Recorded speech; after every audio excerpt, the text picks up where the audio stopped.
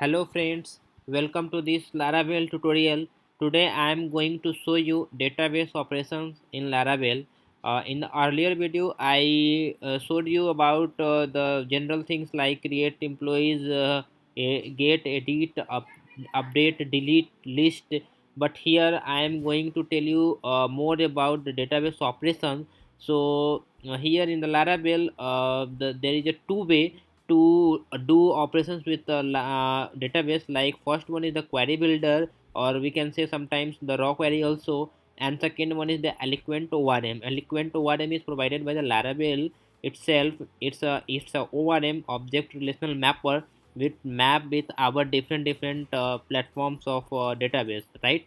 So there is some difference between uh, query builder and eloquent orm, because the eloquent orm come with the cleaner syntax. It's a easy, it's a very fast to start our project, but it's come with some performance price. Okay, suppose we have billions of data and we have to select, then always we choose the query builder to select that one, because its performance is a little bit less, or its performance is little bit good in comparison to uh, or eloquent ORM. Okay, so here I also written, when we have work on a simple and a small record site with a simple CRUD operation, then we use the eloquent. Otherwise we have to use the query builder. Okay, so we all know, I think we all know the eloquent ORM. ORM means the object relation mapper.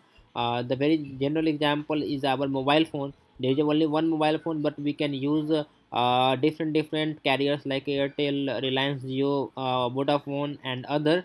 So these provide a very efficient things. We can use anyone, MySQL, Postgres, SQLite, or SQL Server, and we don't need to change any query in our database. But when we use this DB query builder, there may be a chance to change something as per our platform, right? So this is the very different, this is the very different di- different things between this query builder and eloquent orm. Okay, so how we configure our database? So for doing this, we have to this come here, this database.php file, because it's maintain the connection thing.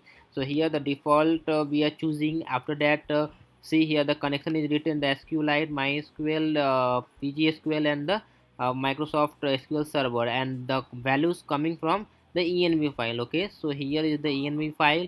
We mention here the db name, db host, and suppose we have a URL, because the AWS server and some other servers, they are providing the URL, they are not providing the DB host, DB port name, database name, they are not providing. Then we can, in that case, we will use this URL things, and we maintain here one DB URL variable and assign that one, and it will automatically take it here and establish our connection. So connecting with the database in the Laravel is very easy. Just pass the values here and it will connect here. In my case, I am using the MySQL. This is our local host, this is our port, this is our database name, my username, my password, and this is the socket, because this is the MacBook. They are not providing here in the what in the map there, it is not providing direct connection. So that's why we have to use this socket and these extensions which I installed to connect it. Okay, so this is all about how to connect with the database. Okay, after that, we come here to, like, we have to do create, read, update, and delete record. So we will go through one by one. So first we see the create, how we create our record. So generally we insert single record or bulk record. Means in the bulk insert so many record at a single time. Okay, so for inserting single records, we have a two method: create method and instance save method. Instance is here, first we instantiate and then we use save method. Okay, and for doing bulk insert we use the insert function. So let's begin to check in the code how we are doing this, how we will use it. So here this is my employee controller. You already saw this in the previous video.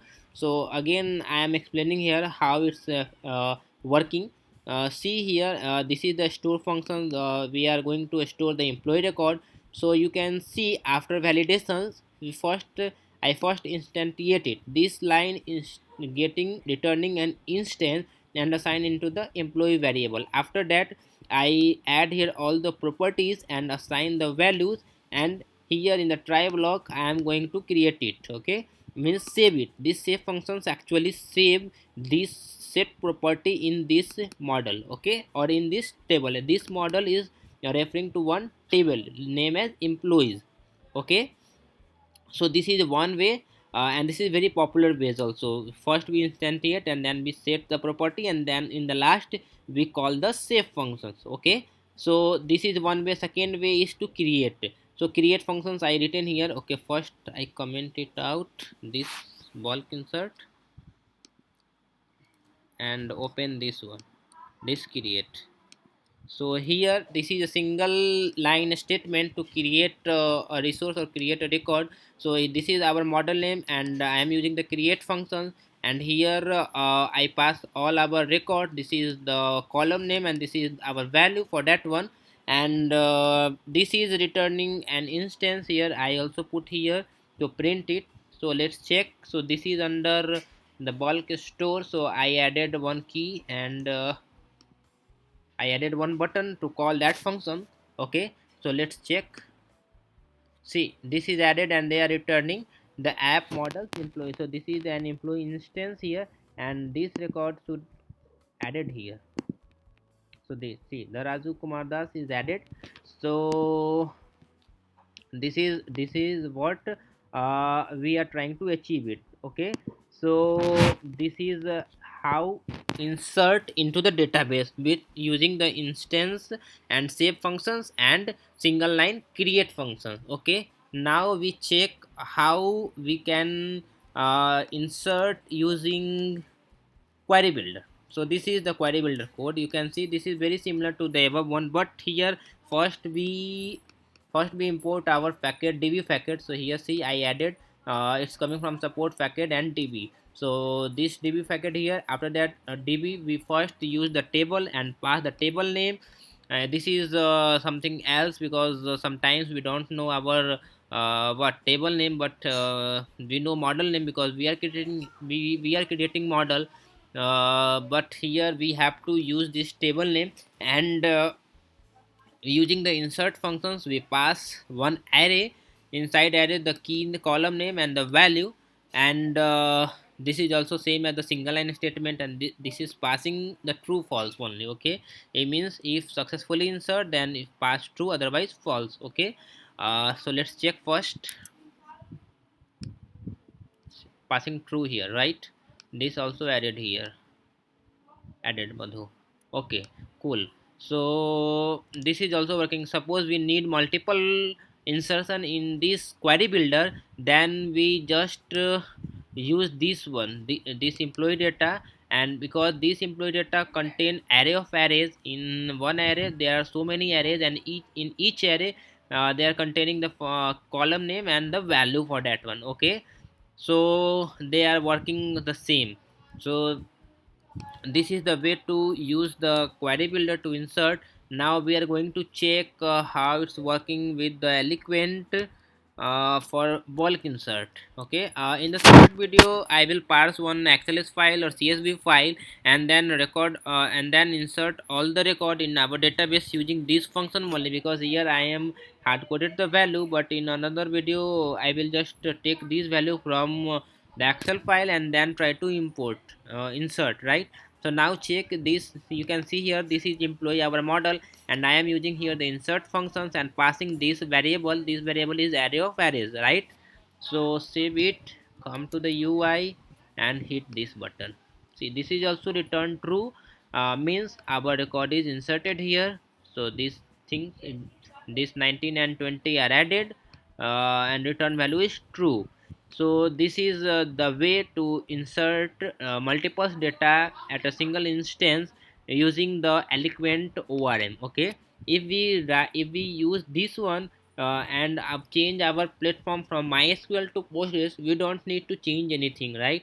Because this is handling by the ORM internally. But suppose we use these things, and if there is something else, then there may be a chance to change something here. Okay, so this is the main advantages of ORM. And you can also see the ORM syntax is much cleaner than this query builder ORM. This is the create function, but when we come with the select function, then you can see quite a different syntax of this query builder and the ORM. Okay, but for this here I was handling with the create functionality.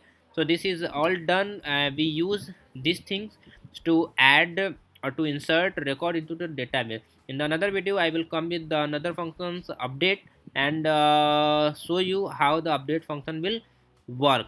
Okay, so thank you. Please subscribe the channel and